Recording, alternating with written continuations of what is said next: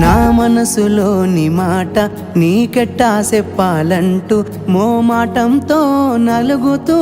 ఉన్న వేళలో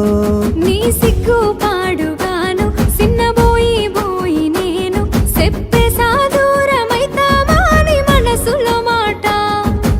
అమావాస్య సీకట్లోన సందమామలా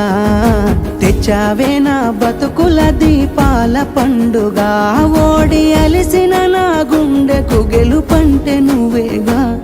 ఆ సంబూరాన్నే రాయవోతే పల్లవి